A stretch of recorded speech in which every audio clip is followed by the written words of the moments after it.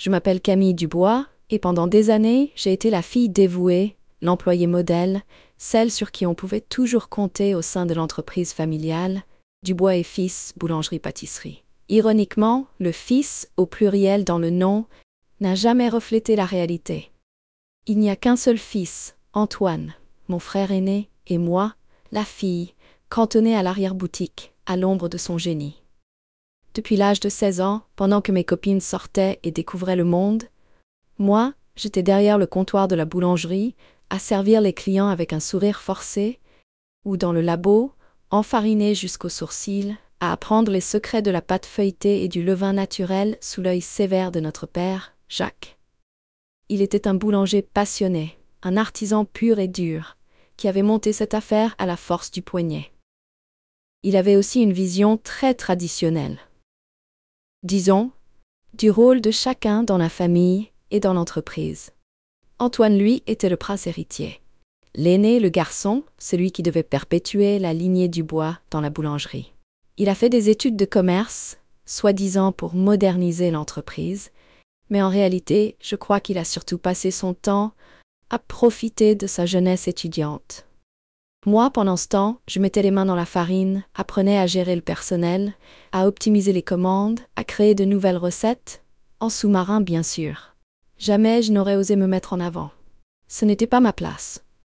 Du moins, c'est ce que j'avais toujours cru.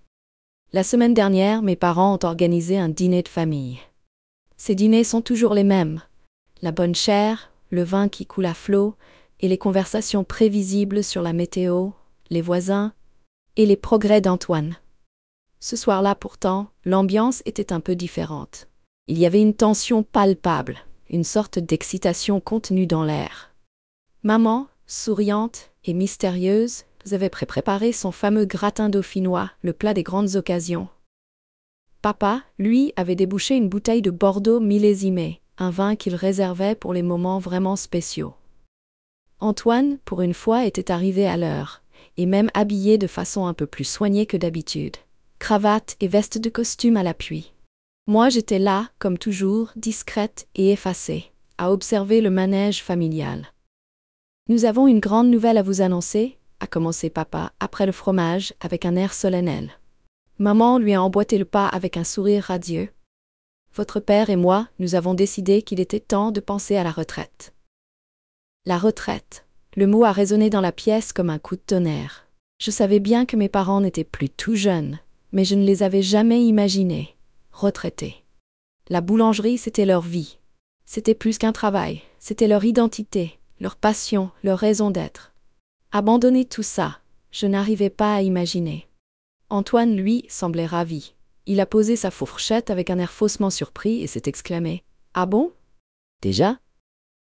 Mais vous êtes encore en pleine forme, hypocrite. » Il devait s'en douter depuis des semaines, voire des mois. Je n'étais pas dupe. Papa a continué, imperturbable. « Oui, nous y avons longuement réfléchi avec ta mère, et nous pensons que le moment est venu de passer le relais. » Il a marqué une pause, puis a ajouté, avec un sourire satisfait, « Et nous avons décidé de confier les rênes de la boulangerie à Antoine. » Silence. Un silence pesant, lourd de sous-entendus et de non-dits. J'ai senti mon cœur se serrer, ma respiration se couper. J'ai regardé papa, puis maman, puis Antoine, en quête d'une explication, d'un signe, d'une blague, peut-être. Mais leur visage était grave, sérieux, définitif. Ils étaient sérieux. Ils allaient vraiment donner la boulangerie à Antoine, à lui seul, sans même me consulter, sans même envisager une autre option. Comme si j'étais transparente, inexistante, une simple figurante dans le grand théâtre familial. « Antoine ?» Et je finis par murmurer, la voix étranglée par l'émotion. « Mais, et moi ?» Papa m'a regardé avec un air navré, presque condescendant. « Camille, ma chérie, tu sais bien que la boulangerie, c'est une affaire de famille. Et dans notre famille, eh bien, c'est Antoine qui est le plus à même de reprendre le flambeau. C'est le garçon, l'aîné, c'est logique, non? » Logique? Rien de tout cela n'était logique. Pendant des années, j'avais sacrifié ma vie pour cette boulangerie. J'avais appris le métier sur le tas, je connaissais chaque recoin du labo, chaque client, chaque fournisseur. J'avais des idées plein la tête, des projets d'expansion, de modernisation, de diversification. Et Antoine? Qu'est-ce qu'il connaissait à la boulangerie, à part le chemin pour encaisser son chèque à la fin du mois? Il n'avait jamais mis les mains dans la pâte de sa vie. Ses études de commerce se résumaient à des PowerPoint soporifiques et des réunions inutiles. Il parlait marketing, stratégie, branding, mais il était incapable de faire cuire un croissant correctement. « Mais papa, ai-je insisté, la voix tremblante, j'ai toujours travaillé ici, je connais tout sur la boulangerie, j'ai des idées. Antoine, lui, il n'y connaît rien. » Maman a pris la parole avec sa douceur habituelle, mais avec une fermeté sous-jacente que je connaissais bien. « Camille, ne sois pas ridicule. Antoine a fait de brillantes études, il a un esprit d'entreprise, il saura gérer la boulangerie avec brio. Toi, ma chérie, tu es si créative, si douée pour les gâteaux, les desserts. Tu pourras toujours travailler à ses côtés, bien sûr. Tu seras son bras droit, sa conseillère spéciale. » Elle a souri, comme si elle venait de me faire le plus beau compliment du monde. « Ce sera une belle collaboration, tu verras. » Collaboration? Bras droit? Conseillère spéciale? Il se moquait de moi? Je n'avais jamais voulu être le bras droit de qui que ce soit. Je voulais être aux commandes, prendre les décisions, réaliser mes propres visions. J'avais l'impression qu'il me proposait un rôle de potiche, de décoration, juste pour me faire taire, pour éviter une crise familiale. Comme si mes ambitions, mes rêves, mes compétences ne comptaient pour rien. Comme si j'étais condamnée à rester éternellement dans l'ombre d'Antoine, à exécuter ses ordres, à valider ses idées, même les plus stupides. Je me suis levée brusquement de table, les larmes aux yeux. « Vous êtes injuste » ai-je lâché, la voix brisée. « Vous ne me voyez pas, vous ne m'entendez pas. Pour vous, je ne suis rien d'autre que la fille de la maison, celle qui doit rester à sa place, docile et obéissante. Et Antoine, c'est le prince, celui qui a tous les droits, tous les privilèges. Eh bien, je ne suis pas d'accord. Je ne veux pas être votre conseillère spéciale. Je veux diriger ma propre vie, faire mes propres choix. Et si vous ne me faites pas confiance pour diriger la boulangerie, alors je m'en vais. » J'ai claqué la porte derrière moi et j'ai couru me réfugier dans ma chambre, le cœur battant, les joues brûlantes de colère et de honte. Je savais que ma réaction avait été excessive, théâtrale, peut-être même un peu puérile. Mais je n'en pouvais plus. J'avais besoin d'exploser, de crier ma rage, mon désespoir, mon sentiment d'injustice. J'avais l'impression qu'on venait de me voler mon avenir, mes rêves, ma place dans ce monde. J'avais travaillé si dur, pendant si longtemps, pour rien. Pour que mon frère, le fainéant, le privilégié, hérite de tout sur un plateau d'argent, sans même avoir à lever le petit doigt. C'était tellement injuste. Pendant des heures, j'ai ruminé ma colère, ma frustration, mon sentiment d'humiliation. J'ai imaginé toutes sortes de scénarios. Partir loin, tout recommencer à zéro, monter ma propre affaire, prouver à mes parents qu'ils avaient eu tort de ne pas croire en moi. L'idée de quitter la boulangerie, de laisser tomber tout ce pour quoi j'avais travaillé pendant des années, me déchirait le cœur. Mais l'idée de rester, de travailler sous les ordres d'Antoine, de voir mon frère s'approprier mon travail, mes idées, mes succès, c'était encore plus insupportable.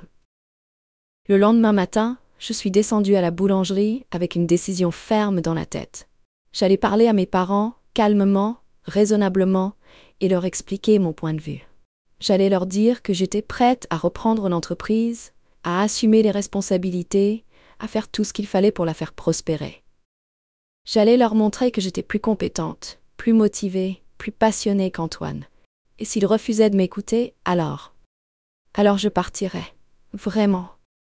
Cette fois, je ne blufferai pas. Je les ai trouvés dans le bureau, penchés sur des papiers, l'air grave. Ils m'ont regardé entrer sans dire un mot. L'atmosphère était glaciale, tendue, comme si la dispute de la veille avait laissé des traces profondes, invisibles mais bien réelles. « Papa, maman, ai-je commencé, la voix un peu hésitante mais déterminée, je voudrais qu'on reparle de la boulangerie. » Papa a levé la tête, un sourcil froncé. « Camille, je croyais que tout était clair. Nous avons pris notre décision. Antoine reprendra l'entreprise. Et toi, tu travailleras avec lui comme prévu. » « Mais papa, vous ne m'avez même pas écouté, » ai-je protesté. « Vous n'avez pas tenu compte de mon avis, de mes envies, de mes compétences. Je suis là depuis des années, je connais cette boulangerie mieux que personne. » Pourquoi vous ne me donnez pas ma chance? Pourquoi vous préférez Antoine, alors qu'il n'y connaît rien? Maman a soupiré, l'air lasse. Camille, arrête de te victimiser, ton frère aîné a besoin de soutien, il faut l'encourager dans cette voie. C'est la tradition. La tradition? Ai-je répété, incrédule? Vous croyez encore à ces vieilles histoires de tradition? Nous sommes au XXIe siècle. Les femmes peuvent diriger des entreprises aussi bien que les hommes. Vous savez, et peut-être même mieux parfois. Papa a haussé le ton, visiblement agacé par mon insolence. Camille, ça suffit, je ne veux plus entendre parler de ça. Antoine reprendra la boulangerie. Point final. Et si tu n'es pas contente, c'est ton problème. Mais ne compte pas sur nous pour changer d'avis. J'ai compris à ce moment-là qu'il était inutile d'insister. Mes parents étaient bornés, enfermés dans leur certitude, incapables de me voir autrement que comme la fille de la maison, celle qui doit rester à sa place, docile et effacée.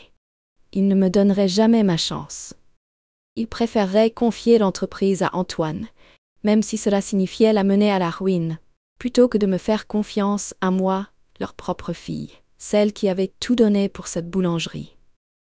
Un sentiment de colère froide, de rage contenue, a commencé à monter en moi. Je n'allais pas les supplier, je n'allais pas me battre pour une place qu'ils ne voulaient pas me donner. J'allais prendre ma vie en main, tracer mon propre chemin, sans eux, sans leur boulangerie, sans leur approbation. J'allais leur prouver qu'ils avaient eu tort, qu'ils avaient sous-estimé leur propre fille. J'allais leur montrer ce que j'étais capable de faire, toute seule, sans leur aide, sans leur héritage. Très bien, ai-je dit, la voix calme et ferme, malgré l'orage qui grondait en moi. Si c'est comme ça, je m'en vais, je démissionne. Vous pouvez confier la boulangerie à Antoine, et vous pouvez aussi chercher une autre employée pour me remplacer. Parce que moi, je ne travaillerai plus ici. Plus jamais. J'ai tourné les talons et je suis sortie du bureau, laissant mes parents bouche bée, incrédules. Cette fois, c'était fait. J'avais franchi le Rubicon. Il n'y avait plus de retour en arrière possible. J'avais quitté la boulangerie familiale, mon emploi, ma sécurité, mes habitudes, mes racines. J'avais choisi l'inconnu, l'aventure, la liberté. Et même si j'avais peur, même si j'étais terrifiée à l'idée de ce qui m'attendait, je savais que j'avais pris la bonne décision. J'avais enfin osé me choisir moi-même, au lieu de me conformer aux attentes des autres. C'était le début d'une nouvelle vie. Une vie que j'allais construire de mes propres mains, avec ma propre farine, mon propre levain, ma propre recette du succès. Les premiers mois ont été difficiles, très difficiles. J'ai quitté l'appartement que je louais au-dessus de la boulangerie et j'ai trouvé un petit studio miteux dans un quartier populaire, loin du centre-ville. J'ai puisé dans mes maigres économies pour payer le loyer, les factures et pour essayer de monter ma propre petite affaire. L'idée me trottait dans la tête depuis longtemps. Ouvrir un salon de thé-pâtisserie. Un endroit cosy et chaleureux où l'on pourrait déguster des douceurs originales et raffinées, loin des classiques de la boulangerie traditionnelle. Un endroit à mon image, créatif, audacieux, moderne, mais avec une touche de nostalgie, un parfum d'enfance, un goût d'authenticité. J'ai passé des semaines à chercher un local, à démarcher les banques pour obtenir un prêt, à élaborer mon business plan, à choisir le nom, le logo, la décoration de mon futur établissement.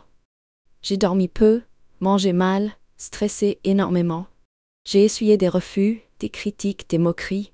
On m'a dit que j'étais folle, que je n'y arriverais jamais, que le marché était saturé, que j'étais trop jeune, trop inexpérimentée, trop fille, sans doute.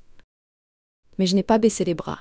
J'ai puisé ma force dans ma colère, dans ma détermination, dans ma rage de prouver à tous, et surtout à mes parents, qu'ils avaient eu tort de ne pas croire en moi. Finalement, après des mois de galère, j'ai trouvé un petit local charmant dans une rue piétonne, un peu à l'écart des grands axes, mais avec un potentiel énorme. J'ai obtenu un prêt bancaire, un petit prêt, juste quoi commencer, mais c'était déjà ça. J'ai travaillé jour et nuit pour aménager le local, le décorer à mon goût, acheter le matériel, recruter une petite équipe de choc, des passionnés comme moi, prêts à se lancer dans l'aventure. J'ai créé des recettes originales, des pâtisseries inédites, des boissons savoureuses, des formules brunch et déjeuners gourmandes. J'ai peaufiné chaque détail, du choix des ingrédients à la présentation des assiettes, en passant par l'ambiance musicale et l'accueil des clients. Et puis, un jour, Camille en ville a ouvert ses portes. Le premier jour a été lent, timide, un peu angoissant. Puis, le bouche à oreille a commencé à fonctionner. Les clients ont afflué, curieux de découvrir ce nouveau salon de thé, attirés par les effluves de pâtisserie chaude, séduits par l'ambiance cosy et chaleureuse, conquis par mes créations originales et savoureuses. Les critiques ont été élogieuses. Les articles de presse positifs, les réseaux sociaux se sont enflammés. En quelques semaines, Camille en ville est devenu le nouveau lieu branché de la ville, l'endroit où il fallait être vu, l'adresse incontournable pour déguster un brunch entre amis, un goûter en famille, un café en solo ou un gâteau d'anniversaire sur mesure. Le succès a été fulgurant, inattendu, presque vertigineux. J'ai embauché du personnel supplémentaire, agrandi le labo, développé de nouvelles gammes de produits, ouvert une boutique en ligne, participé à des salons, remporté des prix. En quelques mois, Camille en ville est devenue une marque reconnue, respectée, appréciée. Mon chiffre d'affaires a explosé, mes bénéfices ont grimpé en flèche. J'ai remboursé mon prêt bancaire, je me suis offert un appartement plus grand, plus confortable, plus proche de mon salon de thé.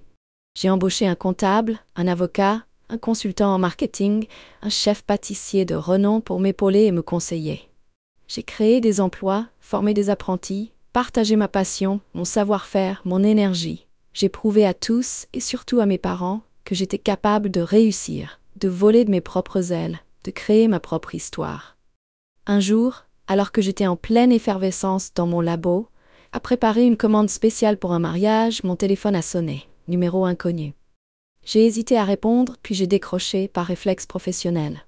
« Bonjour, c'est Jacques Dubois à l'appareil. » Mon père. Je ne l'avais pas entendu depuis des mois, depuis ma démission fracassante. J'ai senti mon cœur se serrer, ma gorge se nouer. J'ai failli raccrocher sans rien dire. Puis, je me suis ravisée. J'ai pris une profonde inspiration et j'ai répondu d'une voix calme, neutre, professionnelle. « Bonjour, monsieur Dubois, que puis-je faire pour vous ?» Silence. Un long silence, ponctué seulement par sa respiration saccadée. Puis il a fini par parler d'une voix rauque, hésitante, presque inaudible. « Camille, c'est moi, ton père, j'aimerais te parler. »« De quoi ?» ai-je demandé, sèchement. « De la boulangerie, d'Antoine, des choses. »« Je suis très occupée, monsieur Dubois, ai-je coupé, impatiente de mettre fin à cette conversation pénible. Si vous voulez commander des gâteaux pour une occasion spéciale, je vous invite à consulter notre site web. Sinon, je n'ai pas de temps à vous consacrer. » « Non, Camille, attends, s'il te plaît. Ce n'est pas pour une commande. C'est important. Pour nous, pour toi, pour Antoine. » Le nom d'Antoine. Il a suffi de prononcer son nom pour réveiller en moi une vague de colère, de ressentiment, de douleur. Antoine, le privilégié, le fainéant, celui qui avait hérité de tout sans rien mériter. Celui qui m'avait volé ma place, mon avenir, mes rêves. « Antoine ?» ai-je répété, la voix glaciale. « Qu'est-ce qu'il y a avec Antoine? Est-ce qu'il a enfin réussi à brûler la boulangerie? Ou est-ce qu'il a simplement mis la clé sous la porte? Dépêchez-vous, monsieur Dubois, je n'ai pas toute la journée. » Cette fois, c'est lui qui a raccroché, brutalement sans dire un mot. J'ai soupiré, soulagé, mais aussi un peu triste, déçu. Je ne savais pas trop. Ce que je savais, c'est que cette conversation m'avait perturbée, remuée, replongée dans un passé que j'essayais d'oublier, de dépasser, de laisser derrière moi. Le soir même, alors que je rentrais chez moi, fatiguée mais satisfaite de ma journée, j'ai trouvé un message vocal sur mon répondeur. Encore un numéro inconnu. J'ai écouté le message par curiosité, sans grande conviction. « Camille, c'est Antoine. Écoute, je sais que tu ne veux plus nous parler, ni à papa ni à maman. Je sais qu'on a merdé, tous les deux. Enfin, surtout eux, je crois. Moi, j'étais lâche, sûrement. J'ai rien fait, j'ai rien dit, j'ai laissé faire. J'ai profité de la situation. Je suis un con, je sais. Mais voilà. La boulangerie, c'est la catastrophe. Je n'y arrive pas. Je suis nulle. Je comprends rien à ce métier. Je suis pas fait pour ça. Je suis pas comme toi. Toi, t'es une vraie boulangère, une vraie chef d'entreprise. Moi, je suis juste un vendeur de costumes. Enfin bref. Papa et maman sont désespérés. La boulangerie perd de l'argent, les clients s'en vont, les employés démissionnent. Ils sont au bord de la faillite. Ils ne savent plus quoi faire. Alors ils m'ont envoyé te chercher. Enfin, ils m'ont demandé de t'appeler. Ils sont trop fiers pour le faire eux-mêmes, tu vois. Alors voilà. Je sais que c'est beaucoup de te demander, après tout ce qu'on s'est dit, tout ce qu'on s'est fait, mais est-ce que tu pourrais... Est-ce que tu accepterais de nous aider, de nous donner un coup de main, de nous conseiller, je sais pas, de sauver la boulangerie peut-être? S'il te plaît, Camille, fais-le pour papa, pour maman, et pour moi aussi, si tu veux bien. Je sais que je ne mérite rien de toi. Mais essaie de comprendre. On est une famille quand même, non? Rappelle-moi s'il te plaît, même si c'est pour m'envoyer balader. Au moins, je saurai à quoi m'en tenir. Merci Camille, à plus.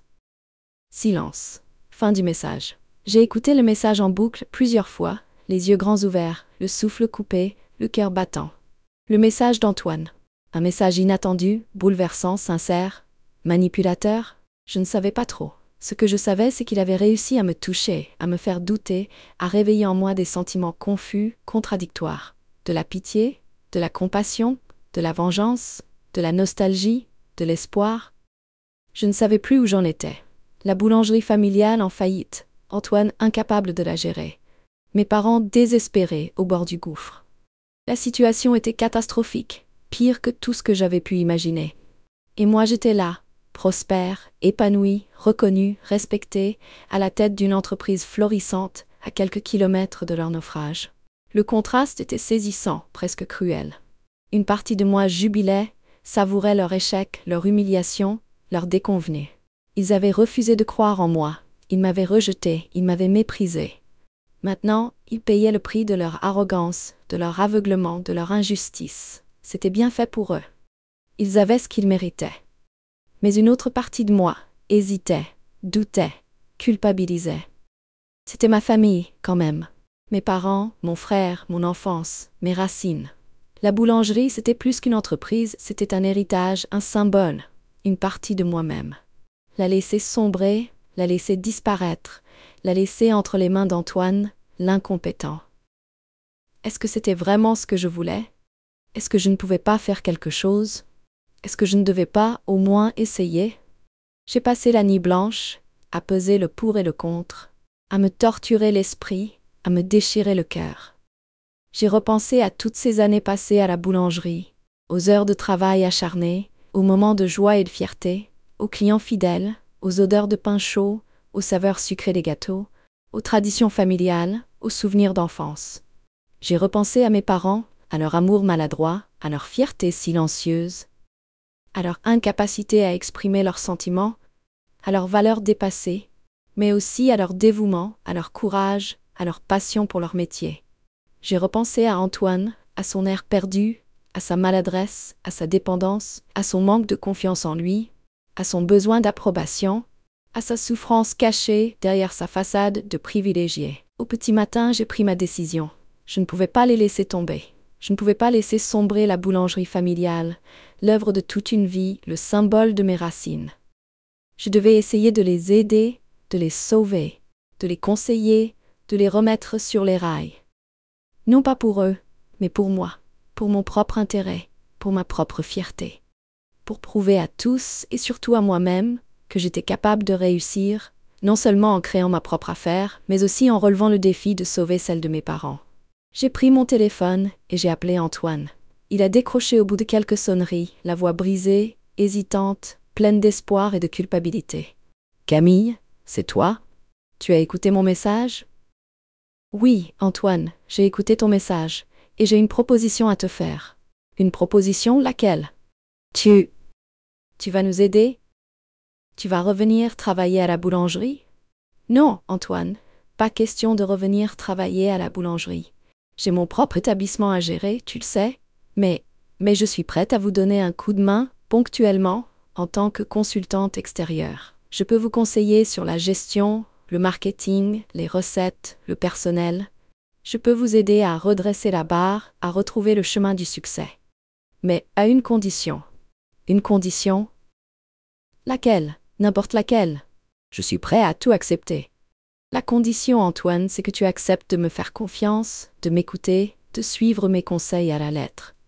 Et surtout, c'est que tu acceptes de changer, de grandir, de devenir un vrai chef d'entreprise, un vrai boulanger.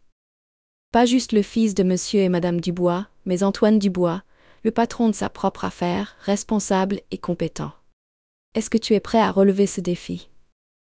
Silence. Un silence plus court cette fois, mais tout aussi significatif. Puis, Antoine a répondu d'une voix plus ferme, plus assurée, plus déterminée. Oui, Camille, je suis prêt. Je suis prêt à faire tout ce qu'il faudra. Je te fais confiance. Je sais que tu es la seule à pouvoir nous sauver. Et je te promets que je ferai tout pour ne pas te décevoir. Merci, Camille. Merci infiniment. Un sourire timide, fragile, incertain, a effleuré mes lèvres.